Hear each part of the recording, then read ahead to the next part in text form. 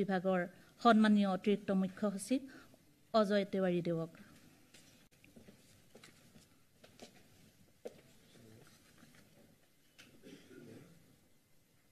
মাননীয় অসমৰ মুখ্যমন্ত্ৰী ডক্টৰ হিমন্ত বিশ্ব শৰ্মা ডাঙৰীয়া, মঞ্চত উপস্থিত আমাৰ মন্ত্ৰীসকল, ইয়াত উপস্থিত মুখ্য সচিব মহোদয়, আৰক্ষী সঞ্চালক প্ৰধান মহোদয়, চৰকাৰৰ জ্যেষ্ঠ বিষয়াসকল, বিশিষ্ট অতিথি, ভাৰ্চুৱেল মাধ্যমেৰে সংযোগ হোৱা জিলা আয়ুক্ত আৰু জ্যেষ্ঠ আৰক্ষী অধীক্ষকসকল, মোৰ সতীৰ্থ বিষয়াসকল আৰু সংবাদ মাধ্যমৰ বন্ধুসকল, আজি শ্ৰদ্ধাঞ্জলি আঁচনিৰ শুভ উদ্বোধনী অনুষ্ঠানত আপোনালোক সকলোকে আদৰণি জনোৱাটো মোৰ বাবে এক গৌৰৱ আৰু গম্ভীৰ দায়িত্ব। এই আঁচনি কেৱল এটা চৰকাৰী উদ্যোগ নহয়, এই অসমৰ জনগণৰ প্ৰতি আমাৰ মনোবৃত্তি, সহানুভূতি আৰু অংগীকাৰৰ প্ৰতিফলন। আমি জ্ঞাত যে আমাৰ হাজাৰ হাজাৰ যুৱক যুৱতীয়ে ৰাজ্যৰ বাহিৰত কাম কৰি আছে আৰু বা অধ্যয়ন কৰি আছে, আৰু তেওঁলোকে সীমিত সামৰ্থ্যৰে বাস কৰে। দুৰ্ভাগ্যজনক ঘটনাৰ সময়ত যেতিয়া কোনো পৰিয়ালে অসমৰ বাহিৰত কোনো আত্মীয়ক হেৰুৱায়, তেতিয়া তেওঁলোকৰ দুখ যন্ত্ৰণা আৰু বৃদ্ধি পায়। কিয়নো মৰণোত্তৰ পৰীক্ষাৰ গাড়ী ব্যৱস্থা আৰু বিমানৰ প্ৰট'কলৰ দৰে আনুষ্ঠানিকতাসমূহ সম্পন্ন কৰি মৃতদেহ ঘূৰাই অনাটো বিত্তীয় আৰু চৰকাৰী নিয়ম পদ্ধতিসমূহৰ কাৰণে এক বৃহৎ প্ৰত্যাহ্বান হৈ পৰে। পৰিয়ালবোৰে সাময়িকভাৱে দান বৰঙণিৰ ওপৰত নিৰ্ভৰ কৰিবলৈ বাধ্য হয় বা বিলম্বৰ সন্মুখীন হয়, যিয়ে তেওঁলোকৰ দুখ কষ্ট আৰু বঢ়ায়। এই গভীৰ মানৱীয় প্ৰত্যাহ্বানৰ প্ৰতি লক্ষ্য ৰাখি আমাৰ মুখ্যমন্ত্ৰীয়ে মৰ্যাদা আৰু সহানুভূতি দৃষ্টিভংগীৰ দ্বাৰা পৰিচালিত এই শ্ৰদ্ধাঞ্জলি আঁচনিখন অনুমোদন কৰিছিল। 2025-26 বাজেট ভাষণত ঘোষণা কৰা আৰু 2025 চনৰ জুলাই মাহত আনুষ্ঠানিকভাৱে জাননী দিয়া এই আঁচনিখন 2025 চনৰ 1 অক্টোবৰৰ পৰা কাৰ্যকৰী হয়। ইয়াৰ উদ্দেশ্য অতি স্পষ্ট, অসমৰ বাসিন্দাসকলৰ মৃতদেহ ৰাজ্যৰ বাহিৰৰ পৰা তেওঁলোকৰ ঘৰলৈ সহজ, আইনসন্মত আৰু মৰ্যাদাপূৰ্ণভাৱে ঘূৰাই অনা। এয়া কেৱল এক প্ৰশাসনিক পদক্ষেপ নহয়, অসমৰ প্ৰতিজন পুত্ৰ আনকি মৃত্যুৰ সময়তো মৰ্যাদাৰে ঘৰলৈ ঘূৰি অহাটো এক নৈতিক প্ৰতিশ্ৰুতি। সঠিক আৰু সুচল ৰূপায়ণৰ বাবে চৰকাৰে এক সুসংগঠিত প্ৰক্ৰিয়া নিৰ্ধাৰণ কৰিছে। এই আঁচনিখন আটাইতকৈ দুৰ্বল শ্ৰেণীৰ লোকসকলৰ ওপৰত কেন্দ্ৰীভূত কৰা হৈছে, বিশেষকৈ ৰাজ্যৰ বাহিৰত কম দৰমহাৰ চাকৰি কৰি থকা যুৱক যুৱতীসকল, বাহিৰত পঢ়ি থকা ছাত্ৰ ছাত্ৰীসকল আৰু দুৰ্ঘটনা বা অপৰাধৰ দৰে বিশেষ পৰিস্থিতিত মৃত্যু হোৱা লোকসকলৰ ওপৰত কেন্দ্ৰীভূত। এই আঁচনিয়ে আৰ্থিকভাৱে সচ্ছল লোক বা অসমৰ বাহিৰত চিকিৎসা কৰাই থকা লোকসকলক সামৰি নলয়। এক সুকীয়া বাজেট হেডৰ জৰিয়তে পুঁজি নিশ্চিত কৰা হৈছে, য'ত বাৰ্ষিক ব্যয়ৰ বাবে পৰ্যাপ্ত ব্যৱস্থা আছে। ইয়াৰ দ্বাৰা নিশ্চিত কৰা হৈছে যে দুখৰ এনে মুহূৰ্তত পৰিয়ালবোৰে আৰ্থিক বাধাৰ সন্মুখীন হ'ব লগা নহয়। এই আঁচনিখনত আৰক্ষী বিষয়াৰ দায়িত্ব, নিয়ন্ত্ৰণ কক্ষৰ ব্যৱস্থা, তথ্য সংৰক্ষণ আৰু অন্যান্য ৰাজ্যৰ সৈতে সমন্বয়ৰ বিষয়ে বিতংভাৱে বিৱৰণ দিয়া হৈছে যাতে এই ব্যৱস্থাটো কোনো বিলম্ব নোহোৱাকৈ আৰু মৃতক আৰু তেওঁলোকৰ পৰিয়ালৰ প্ৰতি সৰ্বোচ্চ সন্মান জনাই কাৰ্যকৰী হয়। সঁচাকৈ শ্ৰদ্ধাঞ্জলি কেৱল এটা আঁচনি নহয়, এয়া হৈছে ৰাজ্যৰ নিজৰ জনসাধাৰণৰ প্ৰতি কৰা এক প্ৰতিশ্ৰুতি। দুখৰ আটাইতকৈ কঠিন সময়ত চৰকাৰে সহানুভূতি আৰু সমৰ্থন আগবঢ়াই প্ৰতিটো শোকগ্ৰস্ত পৰিয়ালৰ কাষত থিয় দিব। আজি আমি এই পদক্ষেপ শুভাৰম্ভ কৰাৰ সময়ত মই পুনৰবাৰ এই সহানুভূতিশীল অভিযানৰ অংশ হোৱা মাননীয় মুখ্যমন্ত্ৰী, মাননীয় মন্ত্ৰীসকল, গণ্যমান্য ব্যক্তি, সহকৰ্মীসকল আৰু সংবাদ মাধ্যমৰ বন্ধুসকলক আন্তৰিক আদৰণি জনাইছোঁ। আশা কৰোঁ এই আঁচনিয়ে শোক সন্তপ্ত পৰিয়ালসমূহলৈ শান্তি কঢ়িয়াই আনক আৰু ইয়াৰ দ্বাৰা যাতে অসমৰ প্ৰতিটো জীৱনক আনকি তেওঁৰ অন্তিম যাত্ৰাটো মৰ্যাদাৰে সন্মানিত হোৱাটো নিশ্চিত কৰিব। ধন্যবাদ।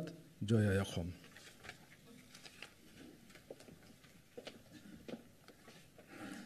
মাননীয় মুখ্যমন্ত্ৰী মহোদয়ক এই আঁচনিখন আনুষ্ঠানিকভাৱে শুভাৰম্ভ কৰিবলৈ অনুৰোধ জনাইছোঁ।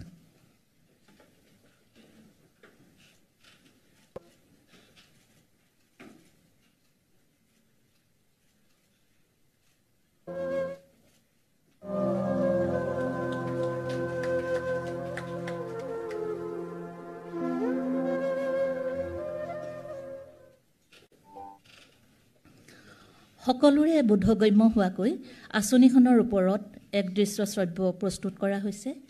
এই আঁচনিখনৰ পৰা কোন কেনেদৰে উপকৃত হ'ব, ক'ত যোগাযোগ কৰিব, এই সকলো এই দৃশ্য শ্ৰব্যৰ পৰা জানিব পাৰিব।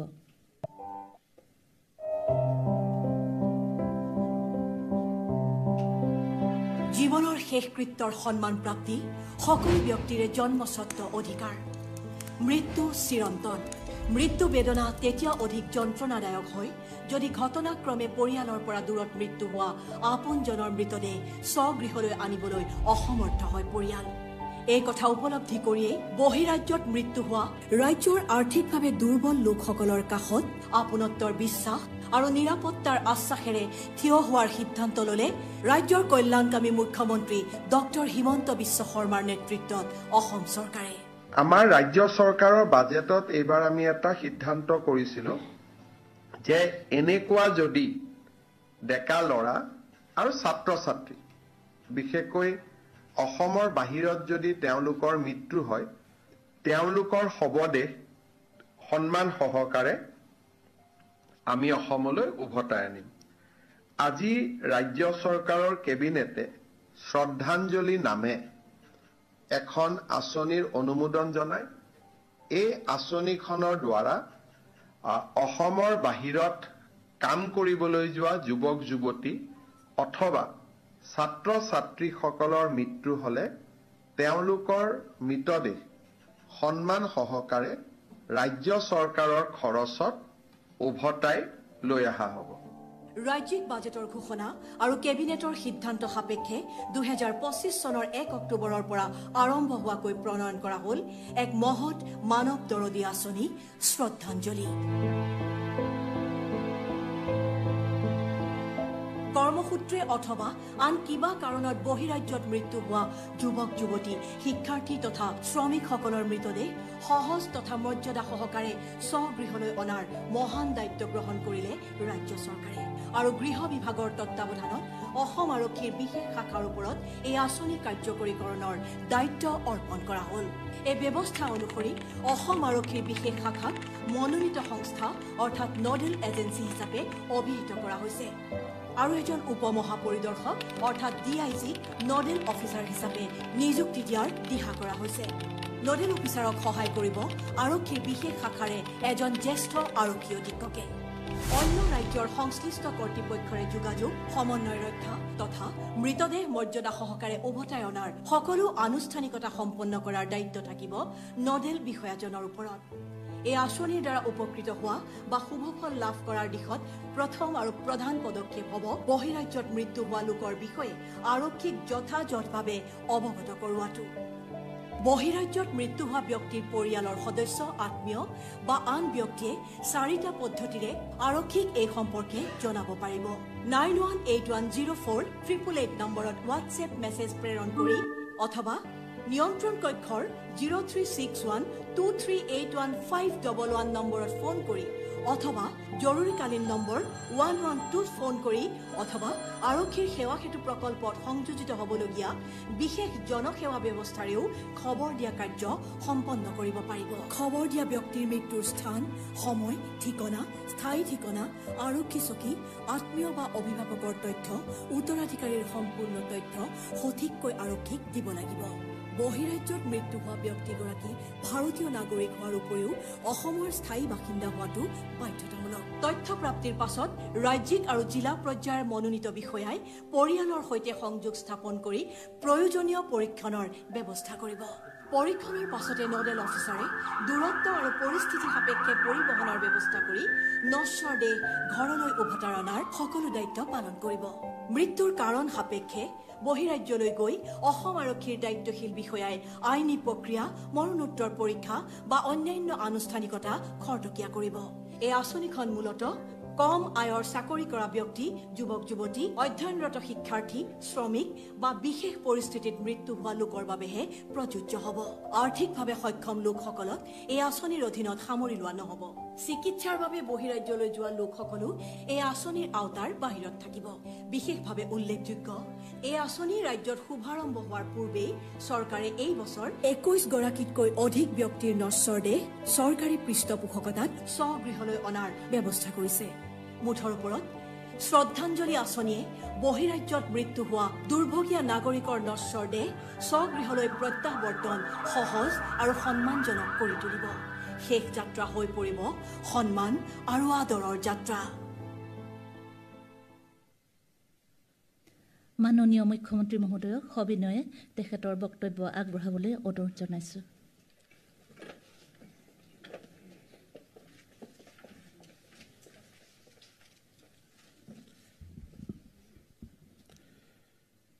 আজিৰ সভাত উপস্থিত অসম চৰকাৰৰ সন্মানীয় মন্ত্ৰীসকল, ৰাজ্যৰ মুখ্য সচিবকে আদি কৰি আমাৰ চৰকাৰী বিষয়া কৰ্মচাৰীসকল আৰু সুধীবৃন্দ, ৰাজ্য চৰকাৰে এটা সিদ্ধান্ত লৈছিলে যে বহিৰাজ্যত কৰ্মসূত্ৰে যোৱা আমাৰ সন্তানসকলৰ কিবা কাৰণত যদি পৰলোক প্ৰাপ্তি হয়, তেনেহ'লে আমি তেওঁলোকৰ পাৰ্থিৱ শৰীৰ শ্ৰদ্ধা সহকাৰে অসমলৈ বা নিজ পৰিয়াললৈ উভতাই আনিম। এই আঁচনি আমি ৰাইজক কথা দিছিলোঁ যে 1 অক্টোবৰ 2025 চনৰ পৰা আমি শুভাৰম্ভ কৰিম। ৰাজ্যৰ বৰ্তমান পৰিস্থিতিৰ পৰিপ্ৰেক্ষিতত আজি আমি 6 অক্টোবৰ তাৰিখে এই আঁচনিটো বা এই আঁচনিখন ৰাইজৰ উদ্দেশ্যে আমি আগবঢ়াই দিব বাবে ইয়াত উপস্থিত হৈছোঁ। অৱশ্যে এই আঁচনিখন আৰম্ভ হোৱাৰ আগতেও এই বিশেষ সেৱা আমি অনানুষ্ঠানিকভাৱে আগবঢ়াই আছিলোঁ আৰু এই বছৰ 24 গৰাকী অসম সন্তানৰ পাৰ্থিৱ শৰীৰ আমি শ্ৰদ্ধা সহকাৰে অসমলৈ উভতাই আনিছোঁ। কিন্তু আজিৰ পৰা এই ব্যৱস্থাটোৱে এটা আনুষ্ঠানিক ৰূপ পালে। অসমৰ বাহিৰত অধ্যয়ন কৰিবলৈ যোৱা বিশ্ববিদ্যালয় বা আন শিক্ষানুষ্ঠানৰ ছাত্ৰ ছাত্ৰী বা কৰ্মসূত্ৰে অসমৰ বাহিৰত কাম কৰি থকা আমাৰ অসম সন্তানসকলৰ বাবে এই আঁচনি প্ৰযোজ্য হ'ব। এই আঁচনি অনুসৰি বহিৰাজ্যত কোনোবা ব্যক্তিৰ যদি মৃত্যু হয়, অকস্মাতে মৃত্যু হয়, তেওঁলোকে নিৰ্দিষ্ট নম্বৰত আমাক যোগাযোগ কৰিব। 112ৰ দৰে ইমাৰ্জেঞ্চি সেৱাটো আমাক খবৰ দিব পাৰিব। সেৱা সেতু পৰ্টেলৰ জৰিয়তেও আমাক খবৰ দিব পাৰিব। আৰু আমাৰ ৰাজ্য চৰকাৰৰ মুখ্য সচিব বা মুখ্যমন্ত্ৰীৰ কাৰ্যালয়তো তেওঁলোকে তেওঁলোকৰ যিটো ঘটনা ঘটি গৈছে তাৰ বিষয়ে আমাক জনাব পাৰিব। মৃত্যু দুই ধৰণৰ হয়, এটা স্বাভাৱিক মৃত্যু আৰু এটা অস্বাভাৱিক মৃত্যু। এই আঁচনিখনৰ এটা বিশেষ লক্ষ্য হৈছে যে যদি কোনোবা অসম সন্তানৰ বাহিৰত মৃত্যু হয় আৰু বিভিন্ন মেডিকো লিগেল কাৰণত কেতিয়াবা হত্যা হ'ব পাৰে, কেতিয়াবা দুৰ্ঘটনা হ'ব পাৰে, তেতিয়াহ'লে তেওঁলোকৰ পাৰ্থিৱ শৰীৰ উভতাই অনাৰ বাবে যিখিনি লিগেল ছাপোৰ্ট দিব লাগে, আইনগত ছাপোৰ্ট দিব লাগে, সেইখিনিও আমাৰ অসম আৰক্ষীৰ বিশেষ শাখাই প্ৰদান কৰিব। প্ৰয়োজন সাপেক্ষে আমাৰ চৰকাৰৰ দায়িত্বশীল পুলিচ বিষয়া সেই ৰাজ্যলৈ গৈ হ'লেও পাৰ্থিৱ শৰীৰ যাতে আমি সসন্মানে উভতাই আনিব পাৰোঁ, তাৰ বাবে আমি নিশ্চিতভাৱে অসমৰ বাহিৰত কাম কৰা প্ৰবাসী অসমীয়াসকলক আমি সহায় কৰিম। আজি ৰাজ্য চৰকাৰে গ্ৰহণ কৰা বহুকেইটা আঁচনিৰ ভিতৰত এই আঁচনিটো এটা অত্যন্ত গুৰুত্বপূৰ্ণ আঁচনি। আমি নিজে অনুভৱ কৰিব পাৰোঁ যে ছিকিউৰিটি গাৰ্ড আদিত কাম কৰি থকা যুৱক যুৱতীসকলৰ বাহিৰত যদি মৃত্যু হয়, একোটা মৃত শৰীৰ উভতাই আনিবৰ বাবে প্ৰায় 40-50 হাজাৰ টকাৰ খৰচ হয়। তাৰ ফলত বহু ক্ষেত্ৰত দেউতাক মাকে ল'ৰা ছোৱালীৰ শেষ বাৰৰ বাবে চোৱাৰ পৰাও তেওঁলোক বঞ্চিত হয়, কাৰণ নিজে গ'লেও 40-50 হাজাৰ টকা লাগিব আৰু মৃত শৰীৰটো উভতাই আনিবৰ বাবেও 40-50 হাজাৰ টকা স্বাভাৱিকভাৱে খৰচ কৰিব লাগিব। ফলত বহুত দেউতাক মাক আছে যোনে নেকি শেষ সময়ত বা শেষ বাৰলৈ নিজৰ সন্তানক এবাৰৰ বাবে চোৱাৰ পৰাও তেওঁলোক বঞ্চিত হয়। এই শ্ৰদ্ধাঞ্জলি আঁচনিটোৱে সেইসকল পিতৃ মাতৃক কৰবাত অলপ হ'লেও, যদিও সন্তানৰ মৃত্যু কোনো ধৰণৰ কোনো ব্যৱস্থাৰে পূৰণ কৰিব নোৱাৰি, কৰবাত নহয় কৰবাত অলপমান সকাহ বা অলপমান সান্তনা হিচাপে এই শ্ৰদ্ধাঞ্জলি আঁচনিটোৱে কাম কৰিব পাৰিব বুলি আমি বিশ্বাস কৰোঁ। অৱশ্যে এই আঁচনিটোত আমি কেতিয়াবা মেডিকেল ট্ৰিটমেণ্ট ল'বৰ কাৰণে আমি হস্পিটাললৈ যাওঁ। তেনেকুৱা ধৰণে মৃত্যু হোৱা ব্যক্তিসকলক এই আঁচনিটোৰ অধীনত আমি ৰখা নাই, কাৰণ আমি অনুভৱ কৰোঁ যে তেওঁলোকে যদি চিকিৎসাৰ কাৰণে বাহিৰলৈকে যাব পাৰিছে, নিশ্চয় পাৰ্থিৱ শৰীৰটো উভতাই আনিব পৰা সক্ষমতাও তেওঁলোকৰ থাকিব। সেইবাবে এই আঁচনিটো আমি ছাত্ৰ ছাত্ৰী আৰু বিশেষকৈ যিসকলে চতুৰ্থ বৰ্গ বা তৃতীয় বৰ্গৰ কাম কৰিবৰ বাবে অসমৰ বাহিৰত আছে, তেওঁলোকৰ ক্ষেত্ৰতে এই আঁচনিটো প্ৰযোজ্য হ'ব। মই আশা কৰোঁ যে এই আঁচনিখনে আমাৰ অসমৰ যুৱক যুৱতীসকলক যথেষ্টখিনি সহায় কৰিব। আমি নিবিচাৰোঁ যে কোনোবাই এই আঁচনিটোৰ জৰিয়তে আমাৰ সহায় লওক, কিন্তু ভগৱানৰ ওচৰত আমি সকলোৱে কৰবাত নহয় কৰবাত হাৰি যাব লাগে। আমি ডেষ্টিনিৰ লগত যুঁজ কৰিব নোৱাৰোঁ। অন্ততঃ এই আঁচনিটো তেওঁলোকৰ বাবে এটা আশ্ৰয় হিচাপে, দেউতাক মাকৰ বাবে অকণমান সহানুভূতি হিচাপে এই আঁচনিটোৱে কাম কৰিবলৈ সক্ষম হ'ব। মই এই আঁচনিটো ৰূপায়ণ কৰিবৰ বাবে দায়িত্ব গ্ৰহণ কৰাৰ বাবে অসম আৰক্ষীক বিশেষভাৱে ধন্যবাদ জনাইছোঁ আৰু আমাৰ সংবাদ মাধ্যমক বিশেষভাৱে অনুৰোধ কৰিম যে আজি আমি যিকেইটা ফোন নম্বৰ ইয়াতে দিছোঁ, সেইকেইটা ফোন নম্বৰ তেখেতসকলে যাতে ৰাইজৰ মাজলৈ লৈ যোৱাৰ বাবে কাম কৰে, যাতে ৰাইজে বিপদৰ সময়ত এই নম্বৰটোৰ জৰিয়তে সহায় ল'ব পাৰে। আৰু ৰাজ্যৰ আমাৰ ইনফৰমেশ্যন এণ্ড পাব্লিচিটি ডিপাৰ্টমেণ্টকো মই অনুৰোধ কৰিম যে এই ফোন নম্বৰ কেইটা তেওঁলোকেও যাতে বহল প্ৰচাৰৰ বাবে ব্যৱস্থা কৰে। পুনৰ এবাৰ সকলোকে আকৌ এবাৰ মোৰ ধন্যবাদ জনাই এই শ্ৰদ্ধাঞ্জলি আঁচনিটো অসমৰ জনসাধাৰণৰ বাবে উৎসৰ্গা কৰি মই মোৰ বক্তব্যৰ সামৰণি মাৰিছোঁ। ধন্যবাদ। জয় হিন্দ, বন্দে মাতৰম।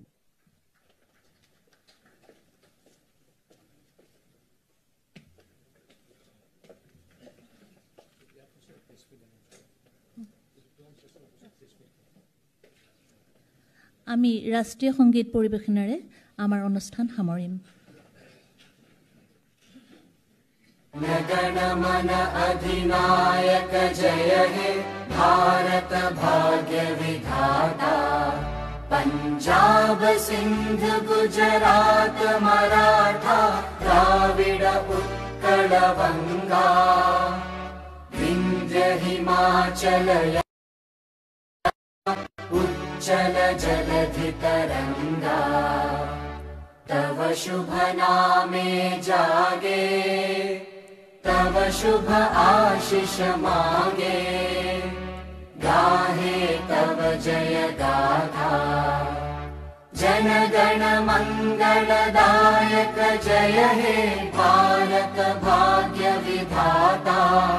जय हे जय हे जय हे जय जय जय जय हे।